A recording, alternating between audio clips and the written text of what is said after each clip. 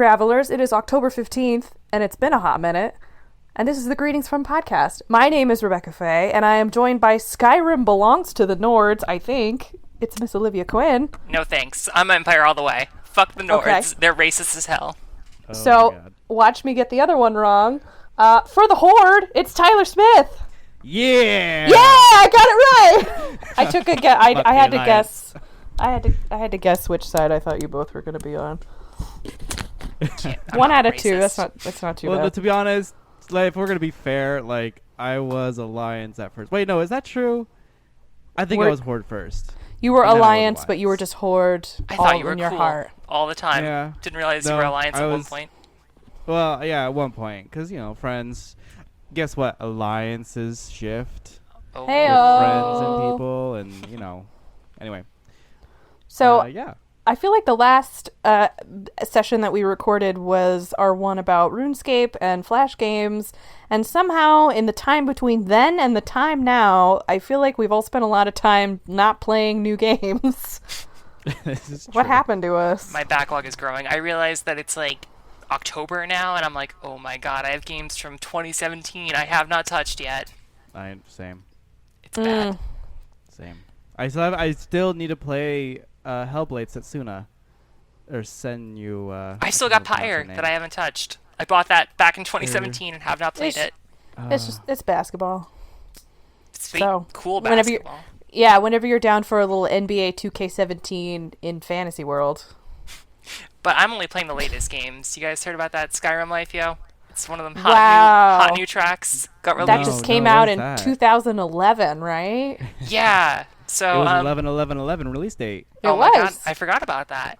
Yeah, so it recently came out on this. Well, not recently. In like the last 6 months, it's come out on the Switch. So I was like, I had Ruby, my partner, had never played Skyrim before, and our friend was like, "Oh, this could be your way into an Elder Scrolls game." And so we were like kind of playing a little bit, and then she was like, "Oh, this is boring, I'm done." And I was like, "Well, I could get back into Skyrim." And so that led to me making a lot of spreadsheets and learning a lot about the systems of Skyrim. And you can marry a lot of folks in that game and do a lot of fucked up things that I had never really known. I played this game back when I was in college, and I just kind of sped through it. Like, I beat the story, and that was about it. And going back and just fucking around in that game, it's amazing. What's your guys' experience with Skyrim like? Like, what have you played of the Elder Scrolls series? Rebecca, you can go first. Okay, so I am a longtime Elder Scrolls fan, perhaps too much. One of the first games I played in the series was Oblivion, so I missed Morrowind because I'm not very cool. And Oblivion was like, it still is one of my favorite games, and it's still a game that I cite anytime those things come up on Twitter that are like, name the 5 games that define you. I always say Oblivion. And that was like one of the first games I'd put hundreds and hundreds of hours into, and so I was super excited when Skyrim came out. I bought it on release day. I am looking, literally as I'm sitting here, at my Alduin statue sitting on top of my bookshelf. Like, oh my god, you're one of those. I know, I went really hard, and like, I probably have 4 or 5 copies of it at this point. I just bought it on the Switch recently too, so I'm not allowed. Anytime I feel like there's a lot of times where I'm like, fuck you, Todd Howard, but then am I really allowed to say that when I have so much Skyrim merchandise? Because probably not. Yeah, fuck you, Todd Howard, wearing your like spiked helmet. Yeah, I have like the Pip-Boy on one arm and then like the Dragonborn helmet on. It's like, fuck you, Todd Howard, and your shit. But the Elder Scrolls are very deeply, I don't know, I don't want to say deeply personal, but they are a favorite of mine. I really loved Skyrim. I love Skyrim for what it is. I wish that it had pieces that would made it more like Oblivion, but Skyrim is usually the one I end up coming back to over and over and over and over again. And God, I just love it more than I should. Yeah, it's interesting to me that you really like Oblivion, because it was the first Elder Scrolls game that I owned, and I didn't play it as much as Skyrim, but I did put some time into it, and I've always heard critically negative things about Oblivion in comparison to Skyrim and Morrowind. What were you missing from Oblivion in Skyrim? So Skyrim, to me, was one of the first games, at least around the time that it came out, and I feel like every game since, it was one of the first games that really killed exploration. So obviously you can, you explore the map. It's a big open world. It's hard to say that it killed exploration if you can go literally anywhere and search stuff. But because it pioneered the whole Radiant Quest system, it meant that every single location had a reason for being there, right? So even if you didn't end up going to like dungeon number 6 or whatever, there would be some asshole somewhere in some town that would be like, my family heirloom's there, you need to go get it. And then that would be your quest, right? And so one of the things that Oblivion had was it had a lot of landmarks, and it had these, they were these alien ruins that had no tie to the story. They had no tie to side quests. They were just there, and you could go in them, you could loot them, you could, find all kinds of cool stuff in them, but that was not essential to the experience. And so what I always remember about Oblivion was just being able to like find stuff and be entertained and like kind of carve my own path without it having to have some kind of ultimate meaning. You know what I mean? Yeah. And so I feel like it was a game where you had all these quests to do and whatever, but it didn't make you check a bunch of boxes. It was like, oh, have you visited and cleared dungeon number 62 over in this part of the world? And so that's what I always really liked about it, is it felt more like an explorative game. And I feel like Skyrim kind of killed that a little bit, which, is fine. I think other games killed it way worse than Skyrim did, like The Witcher. But that was something that I've missed for a really long time, that I think Oblivion did really well. I can completely. I just to kind of go into a personal tangent here. I've always had a problem with like completionism and like 100% in games, and I think that comes from like childhood of not having a lot of video games and being like, I'm gonna get the most value out of all of these. And I think Skyrim's the game that's finally broken me. And I really, yeah, I think. What wall have you hit? Like, what is it about Skyrim that made you hit that wall? So, usually when I'm playing video games, I'm like, oh, okay, I'll play it once, and then I'll like go back and do all the completionism bullshit. And I've beaten Skyrim. So with the Switch version, I was like, okay, well, I've already beaten it. I'm going to make all my lists. I'm going to make my spreadsheet. It's going to be amazing. And I started doing it, and I realized that it was a never-ending cycle of madness and OCD as I was like trying to keep track of like, okay, well, I've got to put all my like materials back. Because, you don't have mods in this game, so you can't just like max out your inventory, which is my normal strategy. So I was like making spreadsheets, tracking locations, tracking the magic I learned, and I realized I was not having any fun with it. And I was just like spreadsheets for spreadsheets' sake. And I think it's been pretty freeing to be like, you know what, fuck it. I'm just going to walk around and do whatever. I got quests, I don't care. And I feel like I'm trying to live my life that way now. No more spreadsheets, no more to-do lists, just fucking live and be happy has been my goal for the past like week and a half. And I'm hoping to carry that into Skyrim moving forward. That's really incredible. It's interesting you mentioned mods too, because Skyrim was the game that got me into modding. Not me specifically modding, but that was how I learned how to mod my games. Yeah. And it was because of Skyrim really? on the PC. Mm-hmm. Did you use the Steam Workshop? Is that kind of like your entry point? No, so I got really mods. into Nexus, yeah, and so there's a really old email floating around that went around the center where we used to work, right? That was like the Rebecca Hoffman guide to modding. And I had put together like how to load everything, and it was just like, here's all of the quintessential Skyrim mods. I got really into it too much, but modding it on the PC was like the first time I ever did that, and that was what taught me how to do it. That's amazing. I feel like that was my New Vegas experience. Once I like actually got a PC to play games on, like going through Nexus mods and building a load order and like figuring out all the crazy compatibility stuff you need was a very enriching experience. And I feel like I'm taking that and bringing it to Skyrim to be like, well, I kind of understand how like the Bethesda engine works, so let's see how much we can break this. I get the sense that the Bethesda engine is one of the easiest to mod. Not maybe for a modder's perspective, but like I've tried to add mods to like Dragon Age and it just doesn't work. Like a lot of them just don't work. Yeah, I really wish the Switch version had mods. It's really like a shame that I don't think this is the enhanced version because the graphics seem pretty similar to what you would see on like the original Skyrim, but it's portable, which is cool, but like I would have loved to have some kind of mod support or something.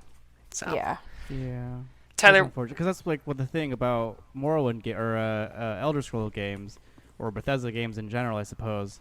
I started off with Morrowind. That was my gateway into Elder Scrolls. And I know that like there was Daggerfall, and I can't remember the other one, that predecessor to that. But Morrowind was my gateway into the Elder Scroll universe, and let me tell you, I fell down the rabbit hole real deep. Definitely was like one of the first impressionable RPGs I've ever played in my life, and like I still have really fond memories of it. Even though like looking back, it's pretty crappy, but like at the time, I was young, and like it was just like this amazing game. And a little bit of like what Rebecca had said, in contrast to Oblivion and then even in Skyrim, Morrowind was like literally everything was hand placed by the devs, and every place had some little story or meaning. And if you ever wanted a sense of exploration, like Morrowind was truly that. It truly encaptured that sense of exploration, because you can just go turn over a rock and like you could find shit. The problem being, of course, with that, which they tried to correct with Skyrim, is that once you discover the story or whatever it is, cave, like once you've explored it, and that's it. There's no real reason to return to it, unless it's like a city or hub or whatever. But even then, they still like you kind of bounce around to place. But I just love the fucking story though too. Like I thought it was really great. I haven't really played Morrowind since it came out back in 2001 or something. But I really just thought it was a really enthralling tale. And hot diggy dog, I don't know what to tell you. Like, Tyler, did you play on the PC or were you like on the Xbox for Morrowind? I was on the PC. I don't know if they had the Xbox version out when it first released. I could be wrong.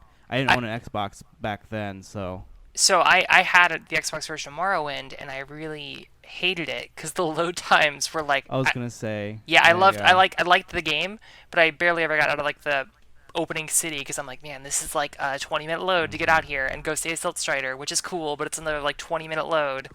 Yeah. So it's interesting where that plays. Yeah, it definitely. I don't think it ported well to Xbox, and I feel like Xbox at that time, it was not up to date to where it could run something like Morrowind, because Morrowind was definitely like PC or made for the PC, and then it was just like, oh, also Xbox. So obviously Bethesda switched, and they were like, oh, console's where it's at, because people aren't playing PC, because that was that PC games are dead scare, which is not true. I guess it's still kind of going around, but either way. So the Morrowind, I believe, was for PC only, and I remember it was a beast. You had to like buy a whole new computer to play the game, which was fine because it lasted for a while. But like still, I just remember going computer shopping to play Morrowind. So. In Skyrim, did y'all ever mess with like the alchemy system or like the enchanting system? Did y'all get like a clear idea on how that worked? Because I feel like this is the first time it's kind of coming into like my understanding, and it's opening a whole new world to me. And I don't feel like those systems were introduced super well, so I'm interested to see like that deeper engagement. What did you guys think of that stuff? I mean, they definitely simplified it for sure. Coming from Morrowind and even like from Oblivion, even it's still really simplified. In Skyrim, like you can just go find butterflies or bees or whatever ingredients that you need, and then I don't think you only need like maybe 2 or 3 base ingredients or whatever, and you have your potion or whatever it is you're going to be doing. Whereas like in Morrowind, you had to like go to the tallest mountain on this day at this time and cast lightning and like get some dumb ass shit. And then like mix it with some rare, dweller ash or whatever, and it was just like, cool, I have a potion that can make me run for 30 seconds. Like it was pretty bad. But again, that was the exploration part of Morrowind. You had to go do like that weird stuff. So yeah. It seems like just because engaging on like the alchemy system in Skyrim, like it's even seeming a little too big for me, where I'm like, okay, I'll just have the calculator up next to me and start to like put this together. So I can only imagine that Morrowind would just be a level of complexity that I'm like, I'll get to that never, which I will never do. So I'm glad Skyrim dumbed it down for dum-dums like me.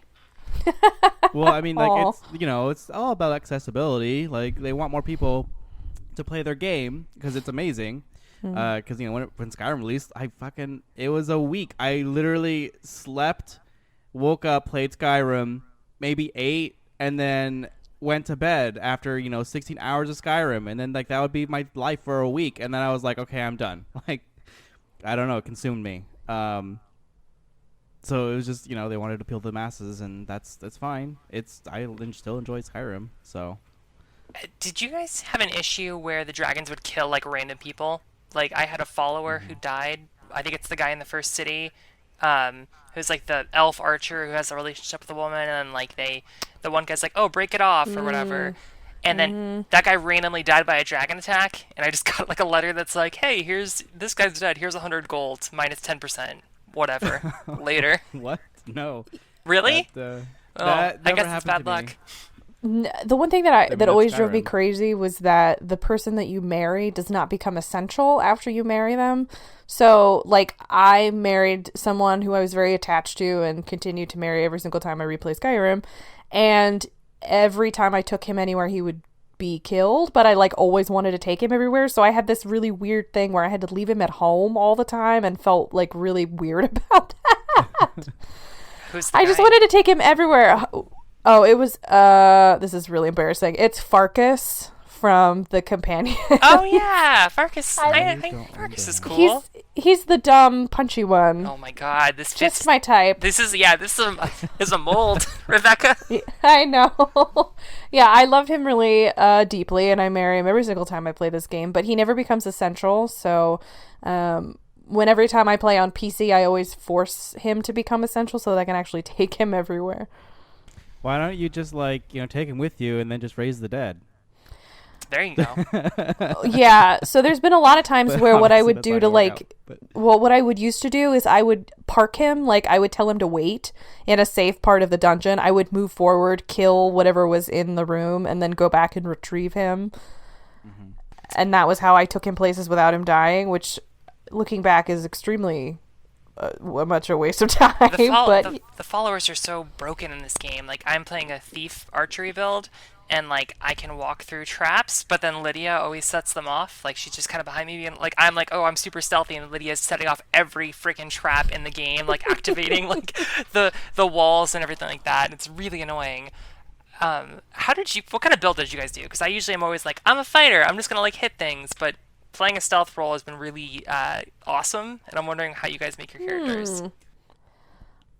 Well, I definitely was like fighter mage. Like there's because I feel like the Elder Scrolls series in general, kind of like Dark Souls in a way. You have to kind of be an all-around person, or like you can be but you definitely have to know how to swing a sword. So like regardless of if you're going to be a mage, like pure mage or whatever the heck, you have to know how to swing a sword. So like your strength skill is going to be up, in addition to whatever magic school you choose to follow.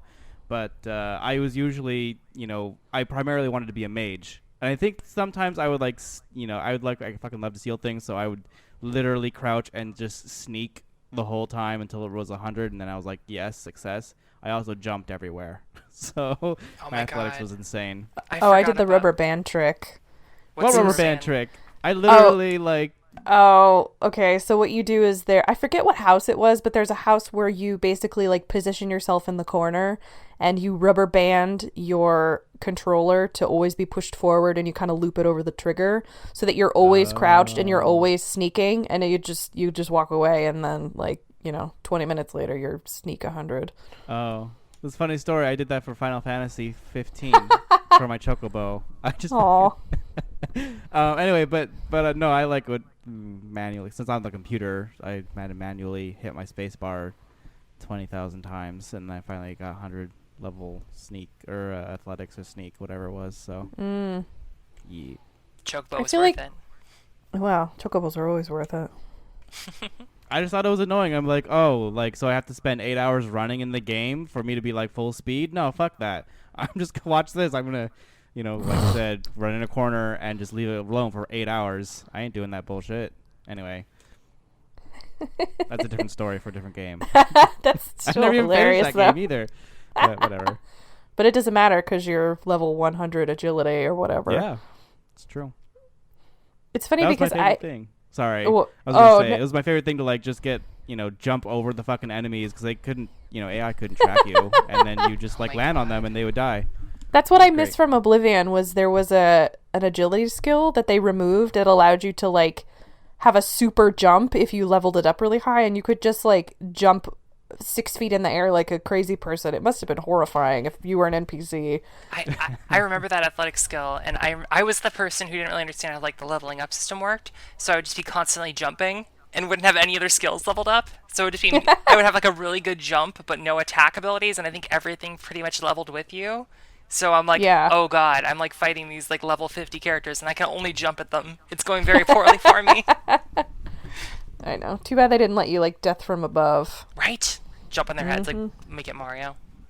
You know what I did like about this that I remember just now? If you got to like level 100 agility or whatever, you could just fucking jump on water and like walk, cross water by Oh my jumping god, on I it. forgot about that. That's Yeah, amazing. me too. I just remembered. Just like okay. Anyway, But yeah. that was my like Elder Scrolls Skyrim experience. So I think Skyrim, is an old game and it really holds up. And I would highly recommend anyone listening to go check out Skyrim again because, hey, if you haven't put a lot of time into it, that game is still like a bunch of fun. And like, there's ants just walking around. There's like the water has like a current. It's too much. All these little tiny details I never noticed before are all like getting blown out of proportion as being on the Switch and having time to just like walk around and just do whatever. So give yourself a something- break. There's something very homey to me about Skyrim, like being in Whiterun or just like in the surrounding lowlands around Whiterun, like when it's raining in the game. There's something just very cozy about that feeling. Yeah, it's super chill. Like just Yeah. kind of walking through and like hopefully a dragon won't spawn in, but just being able to like walk around and like swim in the water and whatnot. It's been a very chill game. It's kind of what I needed for these troubled times. A balm on the old soul. So, in talking about just RPGs in general, I don't know if this doesn't really count, but I'm going to make this segue anyway. Tyler, you've been playing a lot of WoW, haven't you? oh, it has me again. Ah, yes. But maybe not really. I don't know. I have some mixed feelings. So I guess a little history with me in World of Warcraft. I started back in because I looked this up to make sure I got my date right. I literally started like May 2016 or oh my god, what the heck? May 2006. Because that was right when all of the because I joined Vanilla WoW, like that was when I first did World of Warcraft, but it was like just a few weeks from them announcing the expansion pack, Burning Crusade. I never reached like the level cap in Vanilla WoW, so I was never level 60. And then by the time, that I was 60, Burning Crusade had come out, so I had to like go through up to level 70. But I don't know. It's just I didn't play that much in Vanilla WoW. Anyway, point being, that point on, I played World of Warcraft up until the beginning of Pandaria, which was 2013, like January 2013. So I played for quite a while. And then I stopped, and I really haven't gone back since. And now it's 2018, and here I am in Battle for Azeroth, World of Warcraft. And a lot of things have changed that I had to read up on because as a returning person, like the world and the game itself has literally changed once again, and I'm like in this foreign land. I have no idea what to do. Obviously, all the classics are still there, but that's point of the expansion is to go to the new place. And so at first I was like, well, I got to level again so I can, get to the max level because you aren't having fun until you're max level. And I was and in the past I was with the release when leveling. So like when the expansion packs released, I would be leveling with like everyone and their mother, and like it was fucking hard to navigate around the world or complete quests because people would kill you, the monster you're attacking or what have you, or summon their fat ass mount on the quest giver and you couldn't click through it because you'd go and click on them and it was annoying as shit. I remember those days. But this was different because it had released a while ago, and here I am doing a late start, and there was no one there in the entire world. I was kind of questing by myself. That is until I hit the level cap, and then I did a quest, and the whole world like opened up and changed, and suddenly I can see everyone, and like they have these things. The world quests is what they're called, and basically they have like just it's like little pinpoints around the map. And if you go to them, you like have like a little mini quest or objective to complete, and you're rewarded quite handsomely, actually. And so like that's the end game state, basically, is doing world quests and raiding. But I'm not doing raiding because I'm gonna be casual this time. But I don't know. What are you guys' history with World of Warcraft? So I played a little bit of World of Warcraft in high school, which would be what's the Burning Crusade? Is that the second expansion? Yes, that was the one where you go to Outlands. Okay, so that was my introduction to the game, and I got about to level 30, and I got to the Barrens, and I was like, fuck this, I'm not going to play it anymore. The Barrens are trash. Oh, the Barrens. Yeah. Good And memories. I Good do miss, bad memories. I do miss my Tauren, though. She was great. But, so I stopped playing. I actually jumped back in, I think, last year because we had a friend who played a lot, and she's been playing for years. So she had like all of the mounts and was like just giving us free gold so we could power level through all the lower level zones. And getting into that game and like just seeing how many different systems unlocked when we started compared to when I was playing the original game was pretty mind blowing. Like the Pokemon sub game with the pets was really cool. Yeah. I think it's the Dungeon Finder. Is that the system where you? Yeah, Yep. so that was really cool. Where you're just like jumping What a into a blessing. dungeon. Yeah, and you don't have to like make a group or anything. You just get in there Nope. and go. But it was just a big commitment. You know what I mean? To be back in that game and be paying money for it. So I got I think to like around level 40, and I was like, I'm cool. I can come back to this later. And I think the new expansion has made me want to come back to it. What about you, Rebecca? So I probably am the furthest removed from WoW. Like I feel like I've always been kind of tangential to it. Like I've known a lot of people who played it, and some people who played it a lot, and some people who, like, there was a guy I dated in high school whose parents met on WoW, and they still played WoW together. Oh wow. But my only time with WoW was playing like maybe for about a week during Cataclysm, which was what was that 2012, I think. And that was it. That's like the only time I've ever dedicated to it. I'm just not an MMO guy. They never really appealed to me. I played obviously RuneScape for a really long time, but I feel like by the time I got to WoW, my heart wasn't in it or something. It's always one of those things that I feel like it looks really fun, and people who I know have played it are always speaking very highly of it, but I just have never been able to get over the barrier, honestly. Yeah. So I was really excited to return, and I had, one could say I had fun, but One could say. one could say, but now that so like I was really excited and like, but I was a little kind of like bored just leveling by myself because, like I said, I was kind of locked out of the whole world. The only time I saw people were when I was in like actually in a city. Otherwise, when I went out questing, like it was literally just me and myself leveling, and like no one else. So like I'm kind of used to being with friends or having someone else to like be interacting with these quests and stuff. But it was just me, and I just ran around and did quests. And that might have not been the best way to level either. Like I know you can totally just with the Dungeon Finder, like Olivia mentioned, you can just queue up for dungeons and do dungeon runs and get a lot of experience that way. But I was like, well, I understand that quests are very essential to World of Warcraft. For example, you cannot fly in the new areas, and in order to fly in the new areas, you have to complete this achievement, and this achievement is comprised of 6 other achievements, such as getting exalted with these 7 factions and doing these certain quest lines, and I forget what the other one was, but they're all very like you have to complete a good percentage or portion of the game before you can complete this part 1 achievement. and you can't even fly. Once you complete the part 1 achievement, your ground mounts will run faster in the land. But I'm assuming they'll be doing the part 2 achievement soon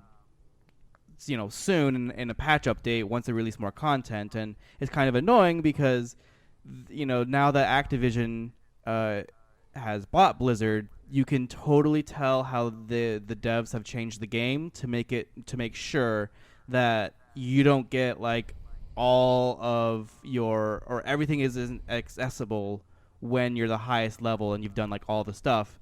You have to like continue to play the game over months of time daily in order to like unlock something like flying, which is a pretty quintessential thing to do in World of Warcraft, because like who the fuck wants to run around on the ground to go do things and pay for flight masters and like wait 10 minutes for your travel to get to one point. Like, no, this is dumb.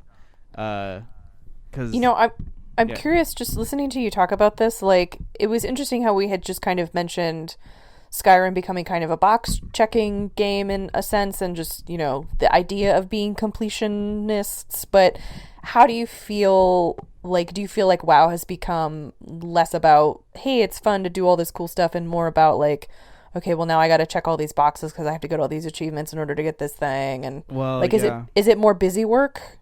Well, that's the thing, is it feels like busy work to me, because I mean there are besides the flying like achievement or the progress to flying in World of Warcraft now, it just feels like busy work. There are other rewards for like raising your reputation with a certain faction or whatever. Normally there's a quartermaster for that faction, and like they have really high level gear or like neat cool mount or something else that motivates you to raise their reputation. But the way it's set up now, you have to, like, it's a requirement for you to raise the reputation with these 7 factions, or else you can't fly. Whereas in previous expansions, flying was available. Like, you had to be level, the highest level, and then you had to pay a large amount of money. And that was it. Like, that was the only 2 requirements to obtain flying, because obviously they didn't want you, like, let's say you're like level 70 and you want to go to level 80. They didn't want you to be able to fly, like, immediately, and miss quests, make things easier. Like, just, I understand that, and I'm perfectly fine with, yeah, I'm not the level cap. I should definitely just still be on the ground. Like, and it's, also kind of learning the new maps. They don't want people to just fly over the bullshit that they've been creating for the last 6 months to 5 years or whatever it was. And now they take like a year to make an expansion. But point being, like, I get it.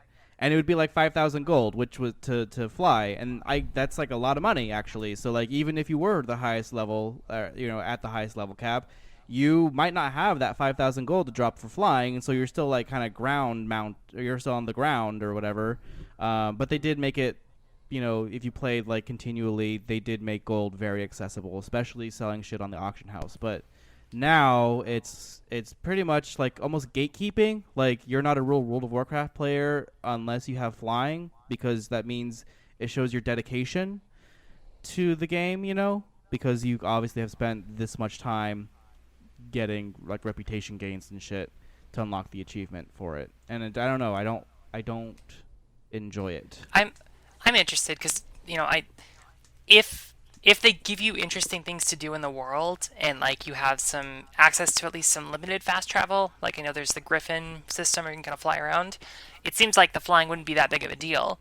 But based on what you're telling me, it seems like there's not a lot to do at the end game until you get to like the very tippy top end game where everyone kind of already is. It seems like it's really boring. Am I reading that right? Like, is it just a pretty boring end game? So definitely, like I said, I'm not raiding, and that is the end game. The end game of World of Warcraft is you're raiding, you're doing battlegrounds or like arena, or you're doing like world quests. And world quests are what everyone's doing, because if you're gonna raid, you need the gear and the money, and I don't know, like reagents, which is like just like I don't know, food and stuff, to crafting materials is what it is, to like make shit for your raid, that resets every Tuesday. And that's like the end game is just to go complete those raids, kill the bosses, loot the gear, rinse and repeat. Wait for the next raid reset on Tuesday if you complete the raid like the first day on Wednesday or something. For you, because I think my closest analog to World of Warcraft would be Destiny, and I think that like, hey, watching the numbers go up and playing the game, like it feels nice. That's kind of why I play that game. It's like a fun, and it can be a chat room sometimes. For World of Warcraft, do you like watching the numbers go up? Like, what's kind of your driving force here? Do you just want to get to be able to fly, or what's kind of your goal? No, so like my goal, honestly, for World of Warcraft, for returning to World of Warcraft, was the WoW tokens that you can get, and these tokens, which you can buy with in-game money, give you World of Warcraft time to play the game. So like my goal right now is to set up a system where I'm farming enough money a month to buy one WoW token so that I can stop paying $15 a month to play the game. And it's quite a bit of sum of money. It's like 130,000 gold, which is substantial, honestly. But it can be done. You have to have a lot of characters at the same level. Oh my god! And like sounds all like of the their biggest grind. I know. Well, that's the whole thing. Like, and they even made the obviously the easiest way to like make all that money is to go farming for crafting materials. So that's mining, leatherworking, jewel crafting, enchanting, like all of this stuff, and then just sell it on the auction house. In addition to doing world quests, if you complete like they have the new system world quests, but if you complete enough world quests within a day or a week or whatever, some of them will reward you like 700 gold for doing one, and it's that's like quite a bit of money. So if I have 10 characters and they all do that quest that gives me 700 gold, well, that's a lot of money right there. I mean, and that's one day. I think I have to share something personal that this has to do with the Skyrim checklist thing.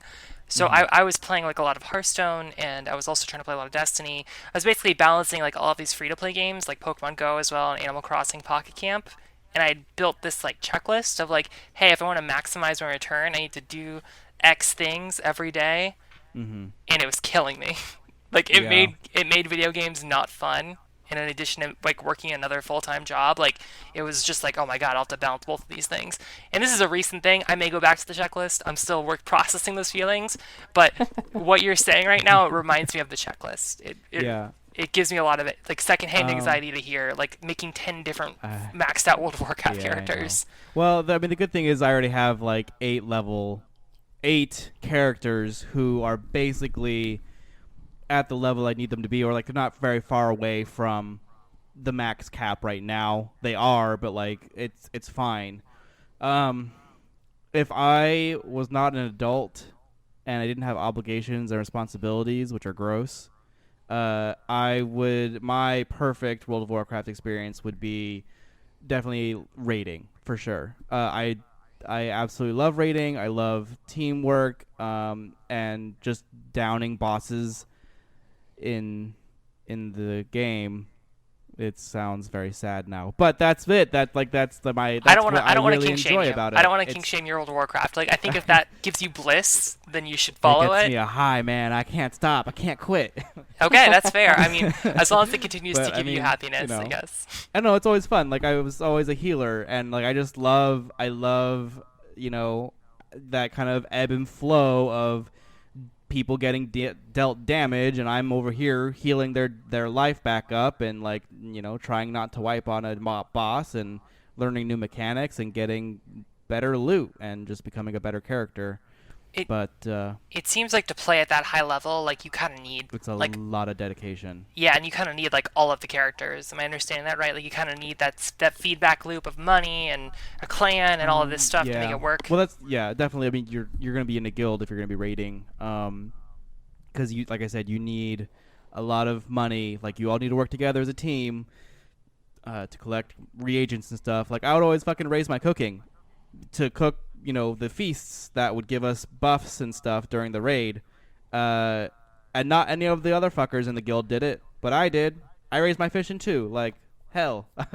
Like, that's what I would do in the guild, and like, I would bring that to the party. That was my thing. I was a healer, I was a cooker, and I fished. Like, no one else wanted to do that. So I have seen some pretty cool mounts and some pretty cool like end game gear for making that work. And so Yes. I could understand, and like even for fishing, it seems like there's a lot of like they try to reward you with stuff as you they get. have a mount now that you can fish. It's a stingray. I'm like, hell shit. yeah. I I'm might gonna need to go start fishing. farm between midnight and 6 a.m. for If this. you get some WoW tokens, throw them this way. I'll make another checklist. We can make this happen. I mean, definitely, yeah. So like that's another reason why I enjoy raiding too, is because once you complete like the whole raid and you start getting into like heroics and mythic and stuff, it's like additional. It's more challenging content, and if you do that, then you get these really super exclusive mounts that won't drop again. Or I think now they have it set up to a system where, like, let's say another expansion comes out, those mounts they'll be able to drop like just normally. You don't have to complete the whole achievement or anything to do it, but the drop rate is significantly reduced to like a 1 or 0.01%. So like you literally, it's like winning the lottery to get that mount drop again, because obviously you're much higher level and that's old content. So right. But you can still do it. People still farm stuff all the time. What's your end, like when will World of Warcraft need to be better for you? Like how much time are you going to give this, do you think? Like another month? If it keeps sucking, will you continue? So like I said, I don't know if you've probably gotten the impression, I am finding it to be a little bit boring now, because if all I have to look forward to is world quests, I mean, I'm not like, I'm not even playing with any of my friends or anything. I'm just literally just by myself, rolling out in the world. I have joined a guild, but like it's a casual guild. They're not all raiding or anything. It's just like, hey, let's join a guild because we get perks. I know, I'm a fucking casual man. But I mean, that's fine. Like that's all my life can really afford right now. I can't sit and play World of Warcraft 8 hours a day like I did back in the day, so that I can go wipe 10 times. I hope that it's clear that I was joking, because I'm a person who barely has time to play Pokemon Go. Well, no, I know, but I mean, I understand. That's how it is. I don't mind being casual player. Like it doesn't really mean anything to me anymore. Like being hardcore or whatever. That's just what I would like to do, but I don't have that time, and I realize that. And again, like my previous episodes, I respect my time. So, but anyway, it's been fun, like just revisiting and kind of having this nostalgia. But now I'm out of the honeymoon phase, and it's like, oh, well, this is really all that Blizzard has to offer me. Like it comes down to I don't have enough time to play it. That's all. That's all it is. So I'll probably give it like maybe 2 or 3 more months, and then I'll like once I've dropped another like $50 in membership fees, I'll be like, okay, I'm done. So we'll see what that is. But yeah. Rebecca. Yes.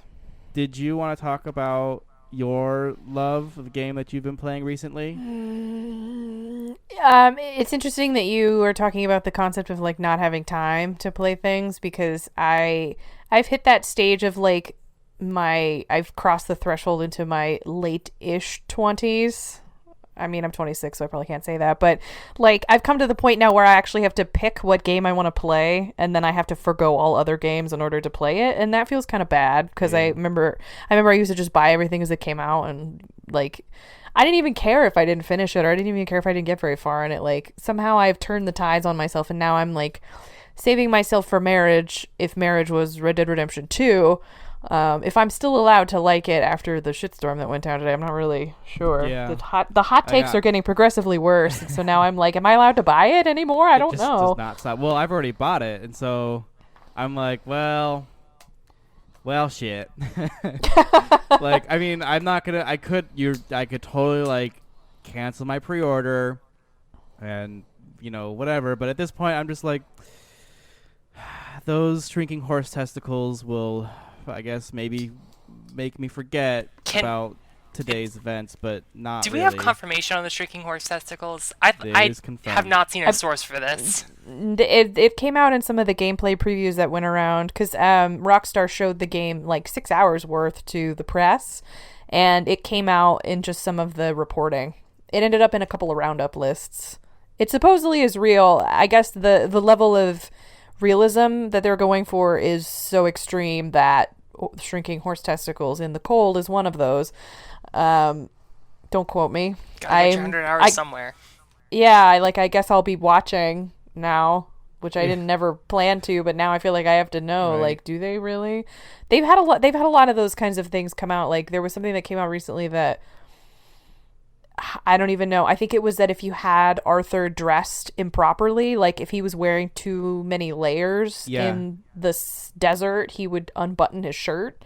Yep. And he would shiver, I guess, if he was not dressed properly. I don't know. It's getting a little too like, what rabbit hole can I go down into? Like, it's definitely become like a survival game almost, because like you said, if he's wearing too many coats in the desert, like he'll unbutton his shirt and stuff, and I think you also get penalties for, like, I don't know, you can't shoot as fast or something stupid. Like, that's just how it is until you dress the guy up or dress him up, take clothes off of him. So I mean, I'm not mad because, returning to the earlier conversation of modding Skyrim, one of the mods I always used was Wet and Cold, which is a mod that adds like just coolness and like dampness to your character. And so like if you run through a lake, or if you get caught in the the Sea of Ghosts, which is all icy and whatever, you take real penalties for that, and you have to change your clothes and you have to dress more warmly, and it adds like a whole like heat layer to everything. And that's how I used to play Skyrim, because I thought that was really like intense and how the game really could have been played. And so it's sort of weird to have that just be in a Red Dead game of all games. I mean, it's almost weird to me that we're getting a Red Dead game. So my game that I played recently was Red Dead Redemption, the first one. The first Not in the series, Revolver. not including Red Dead Revolver, which was sort of unrelated. But yeah, Red Dead number one, that was a huge game for me when it came out. I bought it at release. I played it all summer. I 100%ed it in some measure, as much as you can, because they won't let you platinum a game without having a bunch of multiplayer trophies, which is always a lot of bullshit if you ask me, but Rockstar gonna Rockstar. But when I played it when I was about, 17, I loved it. I was obsessed with it. I thought it was one of the greatest games ever made. It, like Oblivion, always ends up on my top games I've ever played lists, or pieces of media that describe me lists. And so I was a little lukewarm to the idea of there being a Red Dead 2, because it just didn't make sense, because to me, Red Dead was the end of the West, right? It was like the last vestiges of the outlaw culture. And then they were like, JK, it's a prequel this time, and that too seemed a little silly. And so I was always kind of excited, but also very lukewarm, I guess is the best way that I could describe it. And then I made the decision to play Red Dead Redemption the first over again, because I had never actually played it through since I had originally played it back in 2010. So I did my 7-day PlayStation Now trial. I played through it start to finish. It took me 15 hours, and then I put it down. Wow. And that's a game. That's a game. Olivia, you started playing it, right? Yeah, in preparation for this conversation, I also did the 7-day free trial, and I got about like 3 hours into it, just starting to mess around with it. Mm-hmm. And similar to you, I played this game, I think back when it first came out, 2009, and I was I loved the game. Like, I thought it was really cool. I loved the story. And like, for the time, I think it did things that a lot of other games were not doing. And I think it's really challenging to go back to that game now, especially, with the context of playing GTA 5 and seeing how Rockstar tells stories, and maybe the human cost of some of these games. And I think that was even an issue back when the first Red Dead came out, like with the Rockstar Wives controversy, that whole thing. And I really wasn't super aware of that stuff at the time. And I think a lot about that right now as we're playing Red Dead 1. I'm like, man, maybe this would have been better if I just left it in my memory. I'm interested to see what kind of stood out to you after going back to it and playing through it the entire game? I forgot how sparse it was. I think maybe that's just because I'm coming from having, played a lot of games in the last 8 years that were very full and very big. Things like Skyrim, things like The Witcher, Grand Theft Auto 5, also very much that way, with all of the activities and games and stuff you could do, and, all the side characters and whatever, where, there's something about the original Red Dead that's just very a man and his horse, and you do some missions in this place, then you're done, you go do some missions, that's it. And then there are 15 stranger missions, which are these little kind of side quest type experiences, and that's it. That's the whole game. You can play poker, you can play darts, but you know what I mean? The world is kind of dead after a certain point. And I always liked it because I liked being able to explore. I got really into the legends, how Rockstar always gets rumors that come out about their games, and there's Bigfoot in this or ghosts or whatever. And so I remember spending a lot of time believing in that and chasing it, and chasing glitches and stuff. But it is so sparse to play it again in a really interesting way. I still think it does a lot of things really well, but now from a different perspective I realize that it also makes a lot of really weird narrative choices that don't hold up. You know what I mean? And I don't think they held up then, but I think time has made them more apparent. I don't know if you got that sense as well. So, as a person who hasn't played all of Red Dead, but only the beginning, I think... spoilers for Red Dead 1. It's been almost 10 years, so I think it's okay to talk about this. The things that I remember liking about Red Dead were its story specifically, were its ability to... I didn't really believe John had a wife or a child until you finally saw them. I was like, oh, these characters maybe aren't even real. This could be John's cover. And getting to spend that time with that character was really interesting. Doing the whole sun hunting mission, thought that was really cool. I felt like the story wasn't all about sex and drugs and shooting up, and it's really a love letter to the West and a goodbye to that. Playing the first couple hours, I was really, I think, shocked to think about how poorly written some of the characters were, and how it's just pastiche and cliche, over and over again. Based on, did your feelings match up when you originally played the game? How John's progression and the slow reveal of his backstory? Did you have similar feelings to how I did, where I was oh, this is really cool. I can't really get this in a lot of video games. I definitely agree that it was really cool. I did not think that he was lying about his family. I guess I was maybe more implicitly just yeah, that's true. That's correct. He seems like a good, perfectly normal person. At the time, I didn't really notice that all the characters were very archetypal in a lot of what, you know what I mean? They're all sort of one box or another, usually a racist box.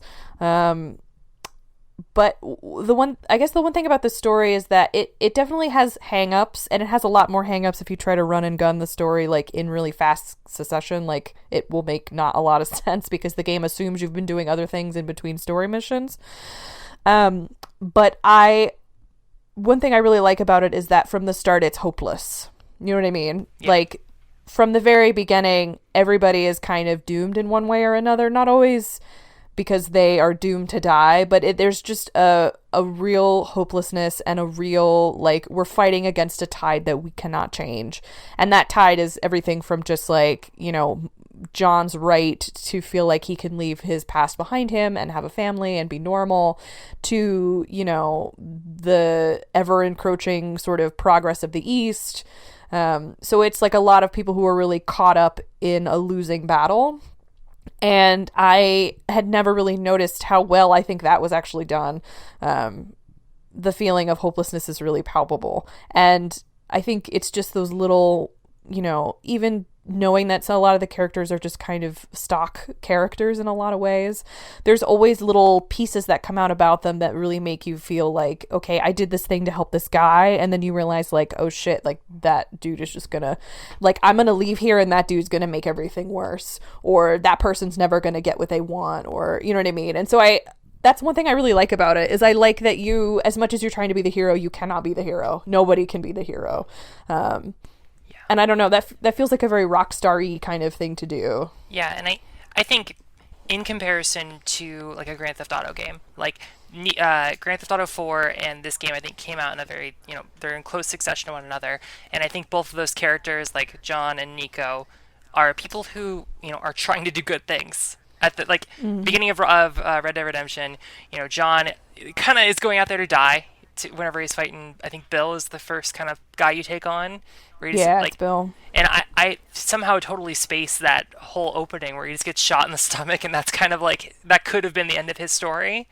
And in comparison to like Grand Theft Auto 5 or 3, where maybe those characters, aren't really like, redemption isn't within reach for them.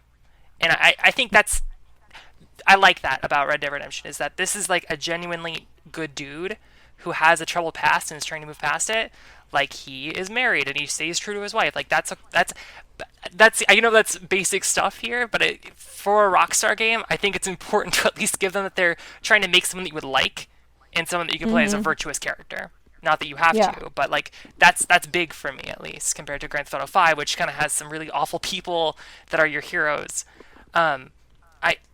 I am interested to hear what your favorite set piece moment is, because I think I have one in mind, but going back to it, I wonder how it holds up. So what's your favorite set piece? To me, it's not. Sorry, not to interrupt. What's a set piece? So when I say set piece, what I mean is some kind of cinematic or crafted moment that you had in the game. Like, I guess to kind of lay it out, I think about the ride to Mexico as being like a really cool moment where you're like, for those who haven't played the game, you're in the United States, you're crossing the border in Mexico, and just this like song starts playing like on the guitar, and like it's not really explained, it just kind of starts happening. It's like really similar to that like Metal Gear Solid 3 moment of climbing up the ladder and Snake Eater starts playing, and it just felt like we're going somewhere. Like this, there is meaning into crossing. It's not just a line. Like there's something happening here, and Got it. What really struck out to you? So the one thing that I always go back to is the "I know you" stranger mission with the strange man, the guy in the top hat, and you meet him 3 different times in the game, once in kind of each major world area, and he serves like. On the one hand, he's very, like, looks into the camera, says to the player, do you know what's going on right now? But at the same time, he's just, like, a really interesting character for John to meet. Essentially, he's kind of a mystery. It's kind of implied that he's, like, God or the devil or, death or some kind of impartial higher power. And he knows everything about John. He knows everything about what he did. And he's there to kind of say to him, like, do you really think you deserve all this stuff that you're asking for? Like, don't you remember the people whose lives that you ended in like the most horrific way? And don't you think they deserve to be alive just as much as you think you deserve, to have a family and to be normal? And so he will ask John to go and do different things like, stop a man being unfaithful to his wife and, go help a nun. And then you can choose like if you want to actually help that guy or you want to give him money to pay a prostitute or if you want to rob the nun or whatever. And then based on what you do, the guy's like, really? Like, you're an asshole that kills people, but you're really gonna, help this rando not be unfaithful to his wife? You know what I mean? So it serves as like a really high level sort of check on what you're doing. And I think it just adds to that feeling of like the hopelessness. You know what I mean? Like just the feeling of no matter what you do, like someone else lost out, and therefore, there's really no room for you to, no matter what you do, there's no room for you to get something that you deserve. Right. So I always go back to that. And so when I played through the game again, that was the only stranger mission that I did, because it's to me the only one that really matters. That's interesting. I don't really have like a clear memory of that stranger, but I think even reading about it and just I didn't really make the connection that was supposed to be like some kind of supernatural figure. So that's a really cool thing that I never noticed. One thing I remember about Red Dead was after you complete the game, you kill the old gang, and you go back to your house and you kind of hang out with your son. Like you kind of get to see that character in like, hey, they're moving forward, they're changing. And you don't get that a lot in a video game, I don't think, where like you can see after the credits and see like, oh, they're making progress, and obviously things don't go super well for John. But I was wondering if that actually holds up, because I remember people being really conflicted about like go hunt some people, like go hunt some animals and kind of do things you've been doing this whole game. Because I remember that being impactful, but what did you think about it on a second playthrough? I really enjoyed it because I didn't realize how much it set up with what ends up happening to Jack at the end of the game. Like, everybody hates Jack because he's an asshole, right? But what's interesting is that, John goes through this whole, kill all the old gang members to kind of save the wife and the son as a means of, we're going to be normal people. We're going to, have a ranch, and we are just going to make up for all the stuff that we did wrong. And so, one thing that's interesting is that a lot of times when you're going out with your son in those moments, Jack says things like, I want to be a banker. Like, I want to be a politician. And John is like, no, you don't want to be those things. You're going to be a rancher. Like, I worked really hard to give you an honest living. And then Jack's like, yeah, okay, but like, have you read the papers? Like, do you realize that, this is all going to be buildings is what they're saying. And they just put a man in a plane. Like, can you believe that people can fly through the sky? And so it's like you see John doing all this stuff for Jack, but then Jack has already sort of moved on, and he's like ready to embrace kind of a new future. He's ready to be, kind of a child of industry, and John is always holding him back. And so then, after John sort of ends up getting what was sort of coming to him, we see Jack, who is, a young man now, and he's angry and he's confused and he's stuck in this sort of world of nothing makes sense because he was sort of set up for it. You know what I mean? I totally. And so I feel like it highlights that, I feel like John did so much to try to make it better, but I feel like he ended up just making it worse, kind of, in a lot of ways. Right. And I think I think that grappling with like the sins of your parents and how, like, I don't know if you guys watch BoJack Horseman, but it's made me think a lot about like, hey, the issues that your parents faced and that trauma that they experienced, it'll get passed down to children in a way that you don't even really understand exactly what's happening, but you're carrying that tradition of trauma or violence, or if you've had that sort of upbringing, with you forward into life. And I think that Jack is a good code of that, especially the whole game. I actually want to revise my previous statement about my favorite set piece moment, because I think about the final confrontation in the game. Yeah. And like the incredibly late last minute title card that pops up, and that being such a cool moment, and like that felt like a capital M, like, oh, this is a theme we're carrying through. Like the whole point of the game is that you're actually like following this like redemption and then retribution arc. And I just really love that. And did it hold up? Yes. Okay, perfect. I'm glad that it made it through. Well, I think it was kind of accidental because I ended up doing that quest and it was pouring rain. And so I was like riding my horse, all the way through sort of the, kind of deserty area and into Mexico, and it's pouring rain and the sun's rising. And it's like you walk right out to Ross when the sun's rising and you get that title card, and it's just, it felt good. It still felt good to do that. You know what I mean? I remember playing it the first time and being so validated because I was so attached to John, and it was really hard to part with him. Like, I found that at the time really devastating. And I don't know if it was as devastating now because obviously, the writing is kind of on the wall, not just in the way that the game telegraphs it, and then also just obviously from knowing what happened, but it still felt validating to me. Yeah, I can totally see that. It reminds me of kind of I don't know, we haven't really talked about Nier Automata, but kind of the ending of that game where they're just like, oh, 2B's fucking dead, like, we're not bringing her back. And I think that similar feeling of like, hey, we're actually just going to kill John, and you can kind of complete those little last side missions, but John's not coming back. I think that's, you're making a statement there that I think is really, really cool, and I'm glad that Rockstar committed to that. Yeah, I agree. So it makes me interested. It makes me all the more interested for Red Dead 2. Like, I felt more enthusiastic about it after playing the Red Dead 1 because I forgot sort of how in medias res Red Dead 1 is. Like, there are so many threads of, like, you're closing loops that you didn't even know were going on. And so John is having conversations with people that he's known for years and years and years. And to us, it's like, well, we just saw that character 2 seconds ago. Like, this, you know what I mean? Like, what's the history here? And so it feels kind of cheaty in some regard to do a prequel, but I feel like the state of Dutch and Bill and Javier Escuela, like, seeing them in Red Dead and seeing how their kind of blind faith and trust in a thing that doesn't exist anymore, how it really spun them out of control, and then knowing that now, okay, let's take a couple steps back and see, well, where did that spark? It does make me very excited because it's just such a huge fall from grace. Right. You know what I mean?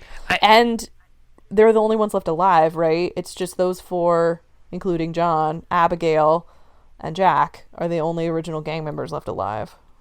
So one of the things that I've thought a lot about with this being a prequel is kind of like that overplaying your hand, like showing too much, and like how maybe leaving some things unsaid, is maybe a little better in terms of storytelling. I think what's illustrative of this is that Mad Max Fury Road. Like I remember walking into that movie being like, damn, I wish we had like a Furiosa movie. And then they ended up making a comic book kind of explaining her background, and it really actually like kind of didn't ruin the experience. I still had it with me, but I was like, oh, this is not what I wanted at all. Like this went very poorly in terms of my expectations. And yeah, I think Red Dead Redemption 2, no matter what its flaws will be a great game. You know what I mean? Like there will be mechanics in the game that work well. I worry that the charm of Red Dead 1 is that, or Red Dead Redemption 1, is that, you're playing this game, you don't know all the details, but the world kind of exists. Do you have that fear? I do, but I'm curious to see how much ground Red Dead 2 tries to cover, because, what I've seen of the reporting around it, it seems like Red Dead 2 also kind of starts in the middle of a story. And it takes place in 1899, right? And Red Dead 1 takes place in 1910.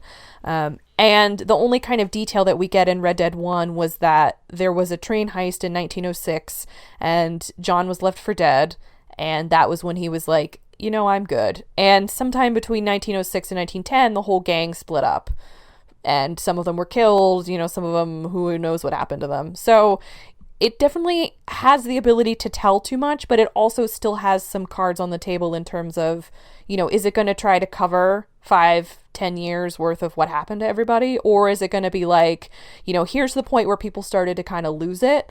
And then, we know that John is kind of unceremoniously excommunicated. And then we know that John goes on Murder Quest 2K 1910. And that's it, right?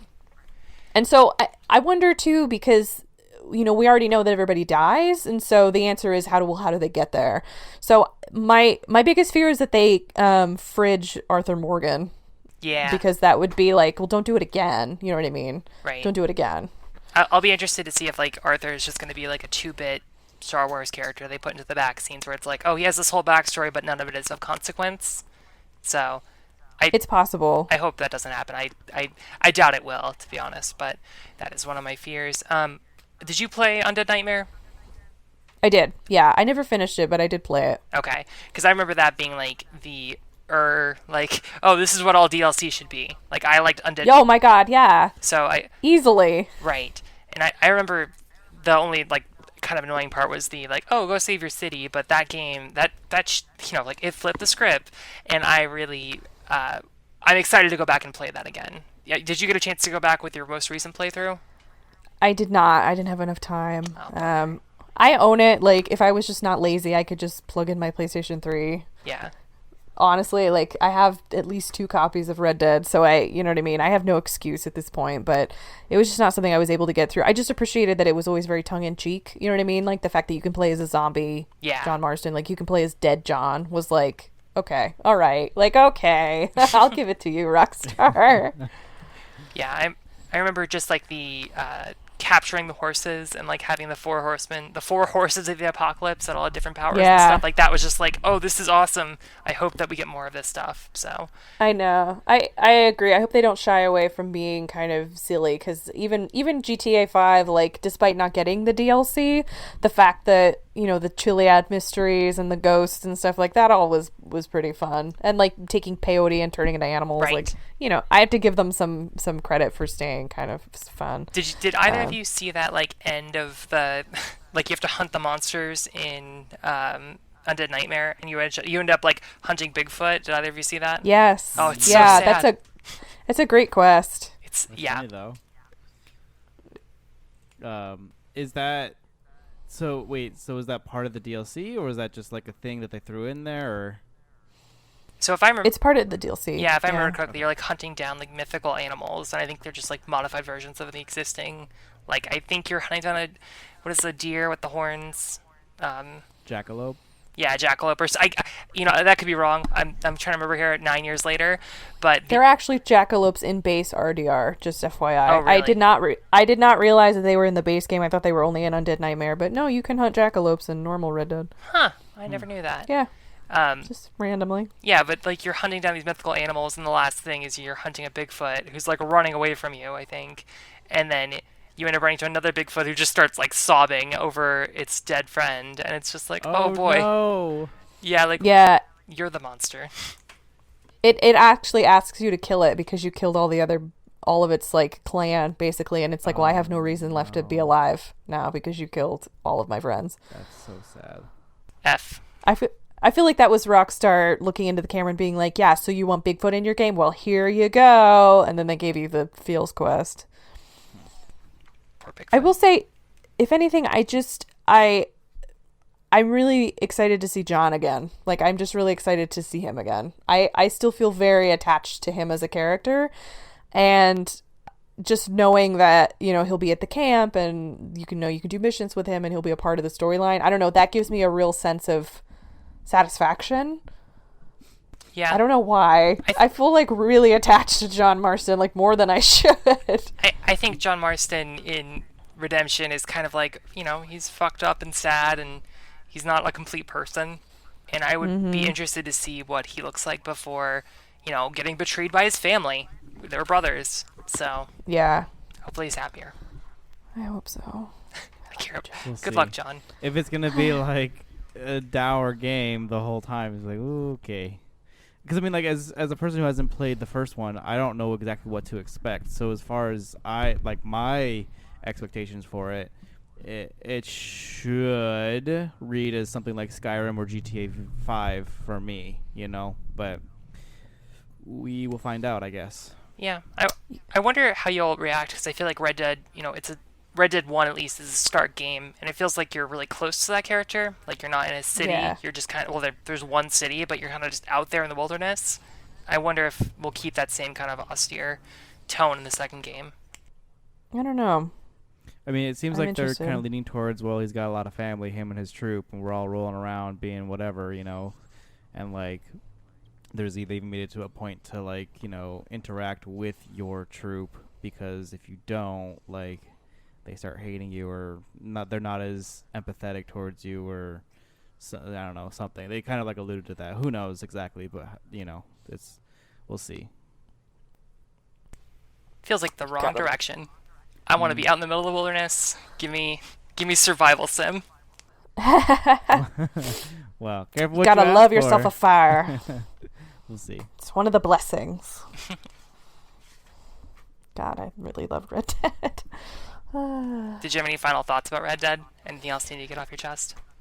I don't know. I it's bad because I took a bunch of notes because I read into a lot of stuff and I was gonna sit down and write it all out, and I don't know if it's worth it.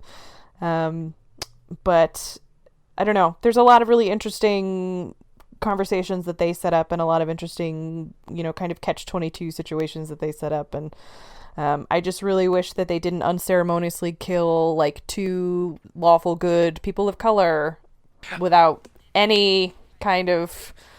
There was nothing. It was like barely even mentioned. Speaking of like weird racial politic issues, I felt really uncomfortable with that first like shopkeeper you go up to, and he's like, "Oh, there's no Jewish made goods here," and I'm like, "What's with this like immediate anti-Semitism that you're never gonna address?" Like, it felt like just like racist set dressing, which I felt a little uncomfortable with. So that's a big conversation, but just something I want to make sure I call out because it felt really weird and not comfortable to me.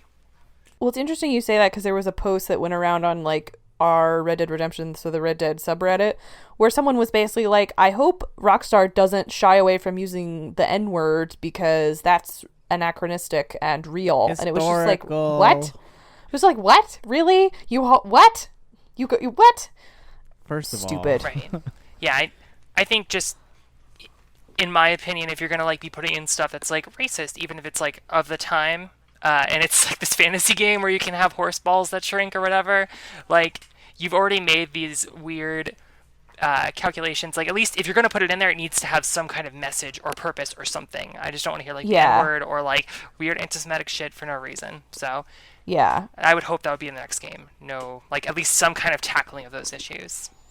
Yeah. I know that Dutch's gang is more diverse, so it will be interesting to see how they position those characters because they have a lot to work with. And so, are we going to be a big happy family, or is it going to be like, I hope Rockstar lets me a character drop N-bombs on my two like black people in my gang? Like, what? Oh God, I hope not. Right. Just keep thinking back to that torture scene in GTA 5, and like they really fucked shit up before. So hey, that was so unnecessary. Oh, that scene was really bad. Yeah. I hope things get better with Red Dead Redemption and with Rockstar and the people who work there. Yeah. Yeah, I know. In case it's a systemic issue. In case our listeners don't know, today, a few days or like a week away from when Red Dead Redemption 2 is dropping. A week from Friday. Yeah, a week from Friday.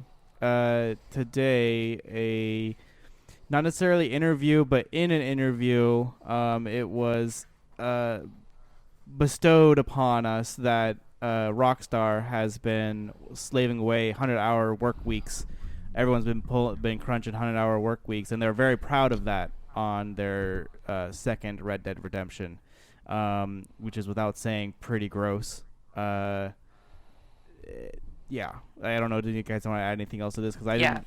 I was at work when it's all dropped, so I can only do snippets. So I think for more context as well, like Rockstar put in a second statement, just saying that like, hey, this is the writing team and like the executive team. We're putting 100-hour work weeks in, which like, okay, sure. I don't know if I buy that argument. I think after looking into some of like the Glassdoor reviews and other accounts into like the development of games at Rockstar, it seems like there's some bad systemic issues there. I don't have a source that I can reliably cite, so that's just me doing a little bit of research.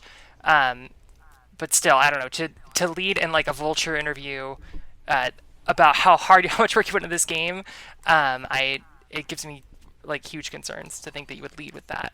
So I'm glad it's brought up that conversation among people, and I think that's really important, but I hope people don't lose sight of the fact that it is systemic. Like, we can crucify Rockstar for this, absolutely, and they deserve it, but I want to make sure that people don't brush it under the rug for studios that they like. You know what I mean? So I feel like people like to be outraged about stuff, and a lot of times it's worth being outraged about stuff. But, if you're going to be mad about Rockstar, but you're not going to be mad about CD Projekt Red because you love The Witcher, I think that's unacceptable. So that's the line that is always being towed, I feel like. I think we're all excited for Cyberpunk, but at the same time, it's like, they've CD Projekt Red has a history of this with The Witcher 3, so like we need to be vigilant at all times, or with Naughty Dog, like we talked about earlier. So I believe in crunch aside, the Cyberpunk also has some, or I guess not even Cyberpunk, but just CD Projekt Red have said some very interesting things on Twitter that are very transphobic or whatever. So just, I think this really goes back to the concept of like, it's okay to like problematic things, but you still have to acknowledge why they're problematic. You know what I mean? Like, that's always the conversation that comes up around the whole like Fantastic Beasts and Where to Find Them film series. But I feel like it's just as true in games. I'm very excited for Red Dead 2. I've been looking forward to it for a really long time, but that I'm not going into it ignorant of, people's lives really that could have been very seriously destroyed over this. And I'm interested to see like if this continued pressure keeps up and like what kind of reporting is going to come from this, because I feel like the Rockstar Wives thing back in 2010 was one of our first instances of like, hey, crunch is really bad and here's the full extent of how far it goes and who it affects. So I'll be really interested to see what happens in the next couple months. Yeah. I'm just glad, and I'm glad crunch is becoming like, there's the Workers United, so there's a games union starting up, and more reporters are asking developers at like conferences, hey, what do you do to manage crunch, or what's your work culture, what's your work ethic, like how do you treat your employees? those kind of conversations are starting to circulate more and more, and that's kind of what the industry needs to change, because the companies are greedy and they really won't change until we make an effort and let them know, like, hey, this isn't cool. So, but anyway. Well, I guess, it's one of those things that it sucks when those stories come out, but, it's good. And I hope that this and any kind of reporting about culture is going to be what causes people to enact change. So that's what I'm hoping for. We're going to finish on a high note, a happy note here about the state of workers' rights in the world. Yes. Yeah. Any kind of happiness is a good thing. All right. Well, that was the Greetings From podcast. We talked about a lot of stuff. We'll probably be back soon talking about more stuff. Who knows? There's just so much stuff. My name is Rebecca Faye. You can find me on Twitter at Rebecca Faye. Olivia, where are you at? You can find me on Twitter and Twitch at LiveJQ. And Tyler, where do you live on the internet? Live at World Jumpin' on Twitter. Happy trails. Bye. Wow.